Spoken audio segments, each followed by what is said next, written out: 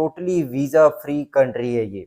ना ही आपको इसमें वीज़ा चाहिए, ना वर्क परमिट चाहिए काम करने के लिए, ना रेजिडेंस परमिट चाहिए रहने के लिए। वीज़ा फ्री ज़ोन है पूरी दुनिया की सभी नेशनैलिटीज़ के लिए। आपके पास वीज़ा है ही नहीं जिसको आप चेंज करवाएँगे वर्क परमिट पे। अनलिमिटेड टाइम के लिए आप वहाँ पे रुक सकते हैं। दुनिया की आखिरी अपॉर्चुनिटी नहीं है। मैं आने वाले दिनों में आपके साथ बहुत ईज़ी अपॉर्चुनिटीज़ और भी शेयर करने वाला हूँ। I know you told your friend you're not okay. And tell me what's wrong and why you never said you felt that way. And guess you're trying to stay strong and fake a smile until I look away. But I've known you too long, it hurts to watch your blue eyes fade to gray as you fade away. As you fade away. Yeah, I'm about to fade away, 'cause every time I wake up I feel बिस्मिल्लाहिर्रहमानिर्रहीम, अस्सलाम वालेकुम। मैं friends अपने 3-4 साल के YouTube career में आपके साथ मोस्टली कनाडा की वीडियोस शेयर करता आया हूँ। कनाडा के इमिग्रेशन प्रोग्राम्स हों, विज़िट वीज़ाज़ हों, फेडरल इमिग्रेशन के प्रोग्राम्स हों, प्रोविंशियल नॉमिनी प्रोग्राम्स हों या बहुत से डिफरेंट इमिग्रेशन स्ट्रीम्स की हमेशा डिटेल आपको बताता आया हूँ।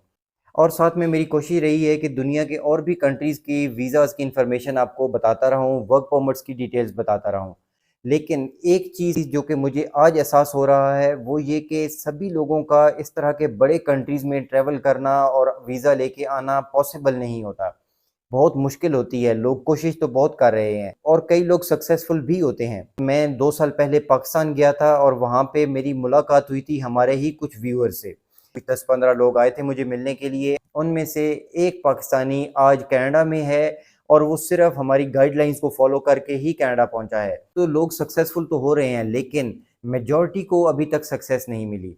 तो उसके लिए ज़रूरी है कि आप किसी छोटे कंट्री में निकल जाइए लेकिन अपनी लाइफ को एक प्रॉपर ट्रैक पे लगाइए फ्रेंड।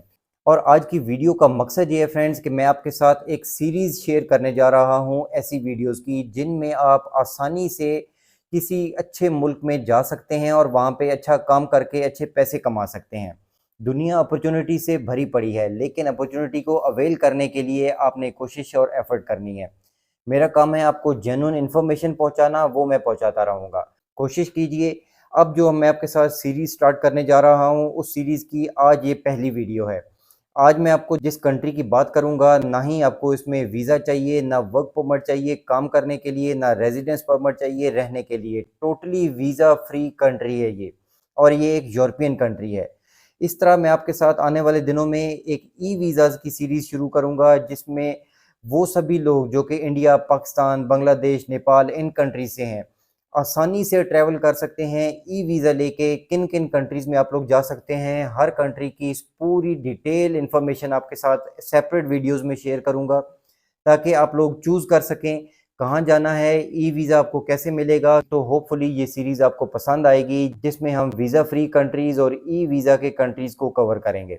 तो फ्रेंड्स आज हम जिस कंट्री की बात करने जा रहे हैं ये एक यूरोपियन कंट्री है, नॉर्वे और नॉर्थ पोल के बीच में आता है।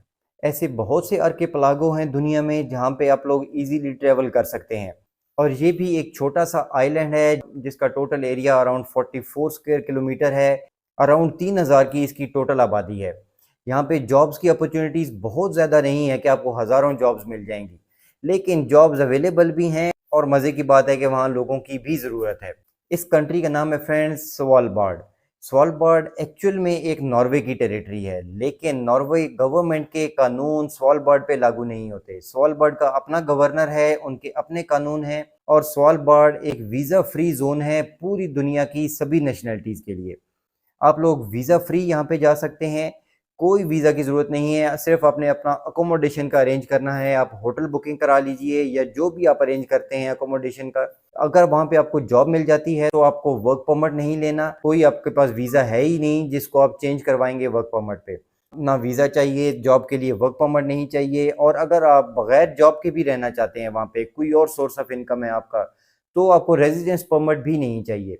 अनलिमिटेड टाइम के लिए आप वहाँ पे रुक सकते हैं, कोई आपको ना ही निकालेगा वहाँ से, ना कोई पूछेगा कि आप यहाँ क्यों रह रहे हैं। अब यहाँ पे एक माइंड में क्वेश्चन आएगा कि क्योंकि ये नॉर्वे का एक हिस्सा कंसिडर किया जाता है तो शायद ये शेंजन में है। तो फ्रेंड्स ये आपको मैं क्लियर कर दूं कि स्वालबार्ड शेंजन जोन में नहीं आता। यहाँ पे लाइफ थोड़ी सी हार्श है फ्रेंड्स, क्योंकि स्वालबार्ड का वेदर बहुत स्ट्रॉन्ग है। -20 -25 तक टेम्परेचर्स जाते हैं। काफ़ी हार्श वेदर होता है नॉर्थ पोल के करीब होने की वजह से। जॉब्स की अगर हम बात करें वहाँ पे, तो जिन सेक्टर्स में जॉब्स अवेलेबल हैं, मैंने आज ही चेक किया इस वीडियो बनाने से पहले, इस वक्त 74 जॉब वैकेंसीज अवेलेबल शो कर रहा है। आप भी चेक कर सकते हैं, लिंक्स मैं डिस्क्रिप्शन में दे दूंगा। आप मॉन्स्टर, इंडीड, लिंक्डइन, इन पे जाके स्वालबर्ड की जॉब्स ढूंढ सकते हैं। और जिन सेक्टर्स में फ्रेंड्स आपको जॉब्स मिल सकती हैं, अगर आप इन सेक्टर्स में काम कर सकते हैं तो आप लोग ज़रूर इसको ट्राई कीजिए, वरना ये कोई दुनिया की आखिरी अपॉर्चुनिटी नहीं है। मैं आने वाले दिनों में आपके साथ बहुत इजी अपॉर्चुनिटीज़ और भी शेयर करने वाला हूँ। तो जो जॉब सेक्टर्स हैं यहाँ पे जिनमें आपको काम मिल सकता है फ्रेंड्स, सबसे पहला है स्नो एक्सपीडिशन और सेकंड है कोल माइनिंग। अगर आप कोयले की माइनिंग से रिलेटेड हैं या इस तरह का कोई जॉब करना जानते हैं या कर सकते हैं, तो भी आपके पास अच्छी जॉब अपॉर्चुनिटी हो सकती है स्वालबार्ड में। और थर्ड है फ्रेंड्स इकोलॉजी रिसर्च, एक ठीक ठाक तगड़ी सैलरी मिल सकती है इकोलॉजी वाले लोगों को।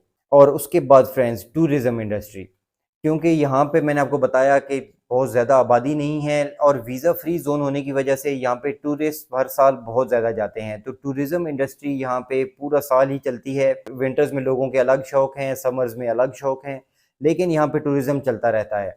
तो उसके लिए टूरिज़्म इंडस्ट्री में भी जॉब्स हैं और रेस्टोरेंट्स की जॉब्स भी मिलती हैं। और क्योंकि यहाँ पे वर्क परमिट नहीं चाहिए, तो कोई आपको ऐसी रिस्ट्रिक्शन नहीं है। अब मेरा ये मशवरा है कि यहाँ ट्रैवल करने से पहले आप जॉब सर्च कर लीजिए। अगर कोई भी कंपनी या रेस्टोरेंट या होटल आपको जॉब ऑफ़र कर देता है, तो उसके बाद आप वहाँ पे ट्रैवल कर जाइए, क्योंकि आपने उनसे जॉब ऑफ़र तो ले लेना है, लेकिन उसके बेस पे आपने ना ही वर्क परमिट लेना है, ना वीज़ा लेना है। आपने सिंपली वहाँ पे ट्रैवल करना है।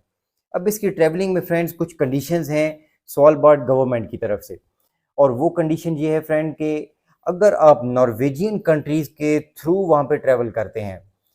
नॉर्वेजियन कंट्रीज़ कौन से हैं? डेनमार्क, आइसलैंड, फिनलैंड, नॉर्वे, ये कुछ नॉर्वेजियन कंट्रीज़ हैं। अगर यहाँ से होके आप वहाँ पे जाते हैं, तो मीन्स कि ये शेंजन कंट्रीज़ हैं और आपको शेंजन वीज़ा चाहिए होगा यहाँ से गुजरने के लिए।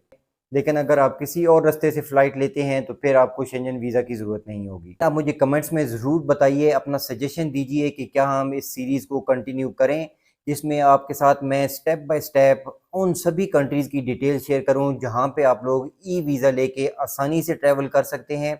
ऑनलाइन घर बैठे आपने वीज़ा लेना है और कुछ ही दिनों में आप उन कंट्रीज़ में ट्रैवल कर पाएंगे। प्लीज़ इसके लिए मुझे कमेंट में ज़रूर बताइएगा, और अगर आज की इन्फॉर्मेशन और वीडियो अच्छी लगी तो प्लीज़ इसको लाइक और शेयर ज़रूर कीजिएगा। अपना और अपने इस चैनल का ख्याल रखिएगा। Thanks for watching. अल्लाह हाफिज़।